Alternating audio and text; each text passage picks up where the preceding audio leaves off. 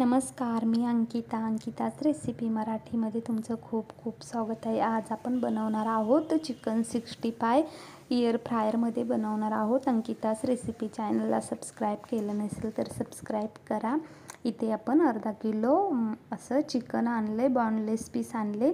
ते असे बारीक कट करून स्वच्छ धुवून घेतले. लिंबाचा रस, अद्रक लसूणची पेस्ट टाकणार आहोत. आता आपण ती अद्रक लसूणची पेस्ट अशी खलबत्त्यामध्ये मी घरीच बनवते, त्याने भाजीला खूप अशी छान टेस्ट येते.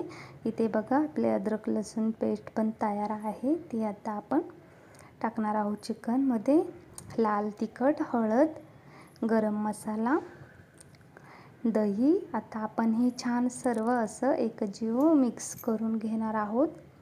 मॅग्नेट करण्यासाठी ठेवणार आहोत. इथे असं छान एकजीव केले. आता टाकूयात चवीनुसार मीठ. आणि आपण एअर फ्रायरमध्ये फ्राय करणार आहोत, त्याच्यामुळे याच्यामध्ये मी थोडंसं तेल पण टाकणार आहे. आणि अर्ध्या तासासाठी मॅग्नेट करण्यासाठी ठेवणार आहे. इथे असं छान मॅग्नेट झाले अर्धा तास. आता आपण एअर फ्रायमध्ये ठेवून फ्राय करून घेणार आहोत. सर्व पीस आपण असे छान असे फ्राय करून घेणार आहोत, कमी तेलामध्ये. आणि खायला पण असे खूप पौष्टिक आणि शरीरासाठी पण हेल्दी आहेत. एकदम असे छान आणि मस्त कुरकुरीत होतात. आणि रेसिपी पण अशी खूप सोपी आहे. आपल्याकडे घरामध्ये जेवढं साहित्य आहे, जेवढा जिन्नस आहे, त्याच्यामध्येच आपण चिकन 65 बनवले. इथे आपले सर्व असे पीस एअर फ्रायमध्ये ठेवून झाले. आता आपण ते फ्राय करून घेऊयात. इथे आपण 25 मिनिटासाठी ठेवणार आहोत. 200 टेम्परेचरवरती आपण 25 मिनिटासाठी ठेवतोय चिकन फ्राय करण्यासाठी. आपण 15 मिनिटांनी चेक करून बघायचे आपल्याला.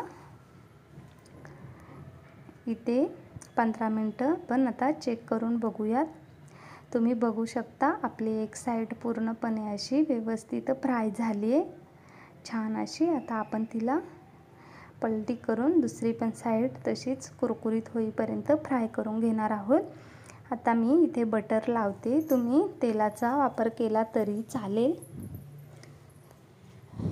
एकदम अशी छान टेस्ट येते आणि खायला पण खूप असे मस्त कुरकुरीत लागतात. आता आपण बाकीचे राहिलेले 10 ते 12 मिनिट आपण असं ठेवणार आहोत. इथे बघू शकता 25 मिनिटाच्या आधी आपलं चिकन 65 बनून तयार आहे.